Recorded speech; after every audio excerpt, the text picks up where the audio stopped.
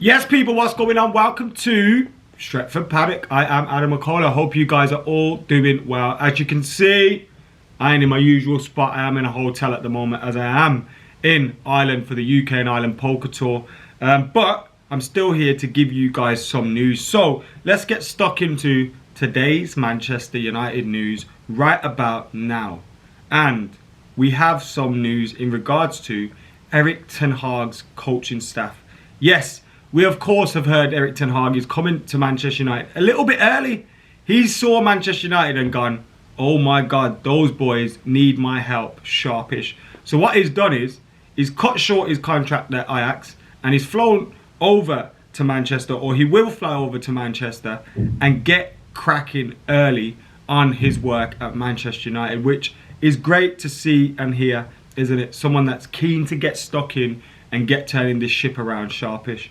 But we also hear that Steve McLaren will become his assistant manager.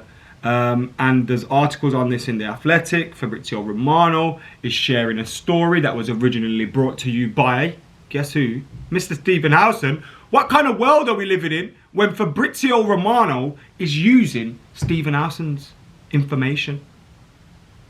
Either Stephen Howson's gone all the way up, or Fabrizio Romano's on his way down. One of the two, I'm not quite sure yet.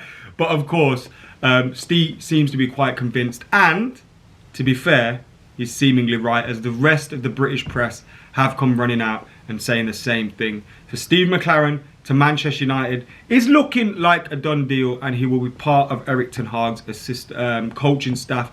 Now remember, he was part of Manchester United's coaching staff when we won the treble. But that's not the only reason why he's coming in. This isn't an appointment that's being made just because he has a past with Manchester United. He also has a past with Erik ten Hag. Erik ten Hag was his assistant when he was in Holland. They have a relationship. So now Steve McLaren will be joining Erik ten Hag's staff. I don't see an issue in that at all. And actually, Steve McLaren is quite a highly thought of coach. Do you know what I mean? He might not be the great manager. And we remember things like the Wally with the Brolly and all that, even though he did fairly well in Holland. But he's a very, very good coach. And yeah, I'm not against this move at all. We also hear from Di Marzio that Paul Pogba has decided he will leave MUFC. They say Juventus are waiting to find out what's the deal with him. Paris Saint-Germain are also in the frame as well. But it looks like Juventus can't offer him maybe the money he wants, although he is interested in going there. I think he'll end up at Paris. The fact Di Marzio, look, I like Di Marzio, but the fact he's come out and said has decided he will leave MUFC. Maybe he was still openly considering maybe having a chat with Ten Hag or something. But I think it's obvious that he was going to be off. I think it's obvious that he was going to leave. I think it's obvious that he's going to go on a free this summer, because even if United were to make him an offer, we can't compete with a club that's going to pay him a signing on fee and all these kind of things. So, yeah, Paul Pogba confirmed leaving Manchester United according to Di Marzio. But I mean, did we need any confirmation from a journalist? We all know he's pretty much leaving, right? Now, let's talk about another midfielder. James Garner, playing for Nottingham Forest. They were successful in getting to the playoff final. Now we hear from the MEN that if Nottingham Forest are promoted to the Premier League, a conversation is expected to take place as to whether or not James Garner will be playing for Manchester United next season, coming back in, or whether he'll have a regular Premier League season for Nottingham Forest. I think the latter's probably best. Of course, if Erik ten Hag is looking at him and going, well, you're going to get 20, 30 games for me. I want you in my squad. You're going to be playing. Fair enough. But the guarantee of a season in Premier League, I think that could benefit him massively. Now, we're going to speak about another player shortly. But when Dean Henderson went to Sheffield United, for example, after having a season with them, we thought he was going to come back. That did him the world of good. We've seen what happened to Dean Henderson since sitting at Manchester United. That probably hasn't done him the world of good. So I think a loan move could be good for James Garner, especially if he's going to get Premier League football. But if they don't get promoted, then maybe we should bring him back or get him a Premier League loan deal. But he is settled as well, and that's important. He's enjoying his football. So it's a tricky one, but I wouldn't be disappointed if James Garner had another year on loan, especially if it was in the Premier League, for sure. Now, as I said, we'll talk about Dean Henderson. And the Telegraph, James Ducker, saying, it's not sure yet whether Manchester United will consider a permanent sale for Dean Henderson if an inviting offer is made, but a loan is considered more likely.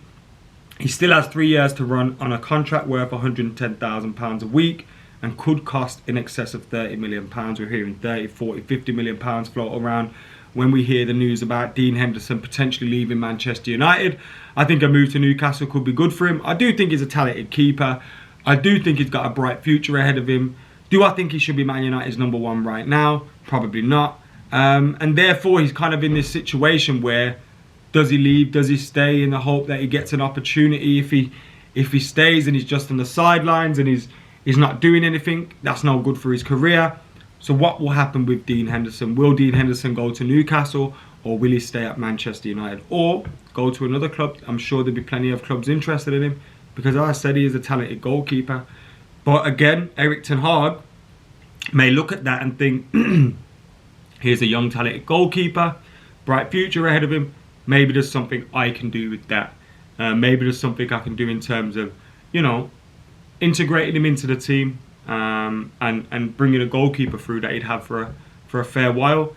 There's always that possibility, and a lot of players like Dean Henderson, James Garner, all these players that could potentially move on loan or stay, or move permanently or stay, a lot of them now will start to rethink things because of Erik ten Hag. And if he has a conversation with them which is positive, maybe they end up staying. But because he's come back early and he's getting cracking with the work, I'm sure we'll find out these things sooner rather than later, which is all good for us, isn't it? But yeah, guys, thank you for tuning in to Stretford Paddock. Make sure you're keeping it locked, you're liking, you're commenting, you're sharing, and you're subscribing. That has been your daily Manchester United news. I have been Adam McCullough, and you lot have been absolute legends. Remember though, make sure you're hitting that subscribe button, which is down there somewhere. Make sure you're hitting that subscribe button. You're liking the video, you're commenting, and you're sharing as well. Help us out, help the channel grow. And yeah, we've got a big summer coming up for you. Loads of transfer chat, pre-seasons coming up, all that good stuff. So keep it locked. I'm speaking like there isn't a game left in the season, but we know. We're all mentally checked out already. Keep it locked. I'll see you in a bit.